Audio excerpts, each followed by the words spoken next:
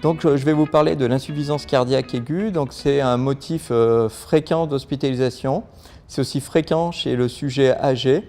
C'est une morbidité et une mortalité importantes et je vais vous parler de la manifestation, une des manifestations importantes, c'est l'œdème aigu du poumon. Donc, pour comprendre l'insuffisance cardiaque, il y a deux insuffisances cardiaques. Une insuffisance cardiaque droite, où on va avoir des symptômes qui vont plutôt être des œdèmes des membres inférieurs et une hépatomégalie, et une insuffisance cardiaque gauche avec une hypoperfusion périphérique, où on va plutôt avoir de la dyspnée. Alors, ce qui est important, donc, c'est pour les infirmières libérales, c'est aussi la loi.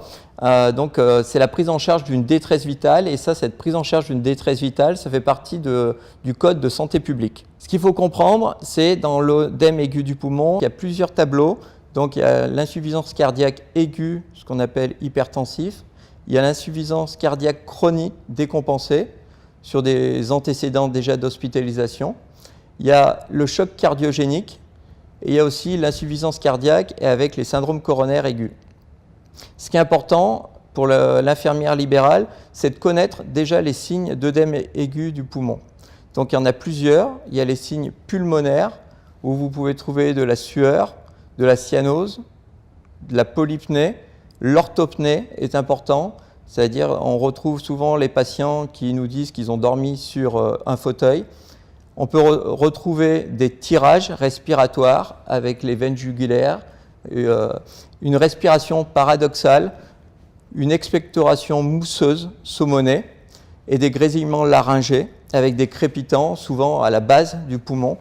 Ce qui est important aussi dans les signes, c'est les signes, ce qu'on appelle cardiaques, des fois une tachycardie, une bradycardie, des œdèmes des membres inférieurs, qui prennent le godet. Donc des œdèmes et membres inférieurs sont importants, souvent elles sont blancs, sont indolores, et lorsqu'on appuie dessus, il reste une pression. Et ça, c'est vraiment important pour reconnaître les œdèmes des membres inférieurs au niveau de l'OAP. On a une hépatomégalie qui est douloureuse, et on a une turgescence des veines jugulaires. Et on a ce qu'on appelle aussi un reflux hépato-jugulaire. On a des signes neurologiques, c'est souvent les troisièmes, avec une angoisse, une agitation et aussi une confusion. Bien entendu, ce qui est important aussi, c'est de connaître un peu les signes de gravité, avec souvent qui sont des signes de choc, troubles de conscience, une polypnée, des fois une bradypnée. On a une saturation parfois qui s'effondre en dessous de 90%. On a une cyanose, un épuisement et souvent on a des marbrures. Ce qui est important aussi à connaître, c'est souvent pour le patient, pour l'infirmière libérale, c'est de connaître un petit peu les facteurs déclenchants. Ils peuvent être plusieurs, je vais vous en citer quelques-uns, les écarts de régime, un apport liquidien excessif et parfois une surinfection bronchique. Donc le rôle de l'infirmière libérale à domicile dans le cas d'un œdème aigu du poumon, dans le cas d'une insuffisance cardiaque aiguë décompensée, ça va être de pouvoir faire un bilan initial de qualité. Donc les anglo-saxons, ils ont plusieurs lettres par rapport pour pouvoir faire un bilan, ce qu'on appelle l'A, B, C, D, E. Le A, c'est pour l'airway, c'est-à-dire c'est voir si effectivement l'air passe. Hein, c'est pour pouvoir faire une libération des voies aériennes. Le B, c'est ce qu'on appelle le breathing, c'est-à-dire voir effectivement la respiration, comment le patient respire. Le C, circulation, voir effectivement comment ça va au niveau circulation, est-ce qu'il y a déjà un état de choc, voir effectivement le pouls, comment il est. Le D, voir s'il y a un déficit neurologique. Et le E, voir le bilan, ce qu'on appelle un bilan circonstanciel, l'environnement. Et ça sera important aussi que l'infirmière libérale puisse donner des constantes lorsqu'elle passera ses transmissions au centre 15, c'est-à-dire d'avoir une fréquence respiratoire, une fréquence cardiaque, une tension. La meilleure, c'est d'avoir une tension aux deux bras, d'avoir une saturation. Pour les patients qui sont diabétiques, ça peut être intéressant d'avoir une glycémie.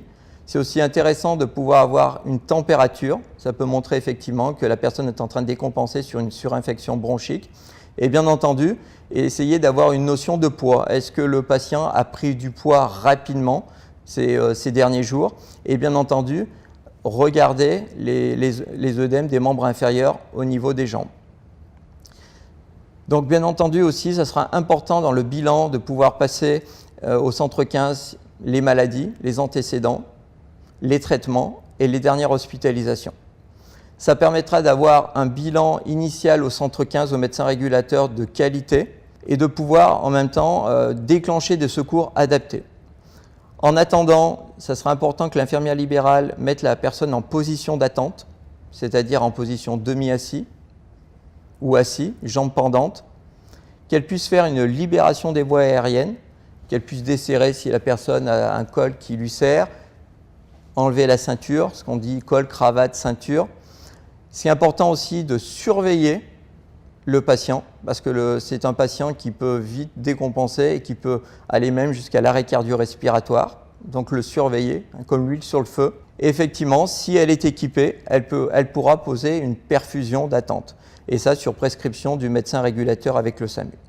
Pour conclure, ce qui est important pour l'infirmière libérale, c'est de se former à l'insuffisance cardiaque, connaître vraiment ce qu'est l'insuffisance cardiaque et les situations d'urgence qu'elle peut rencontrer. Et bien entendu, c'est important aussi pour l'infirmière libérale de se former aux gestes d'urgence dans sa pratique.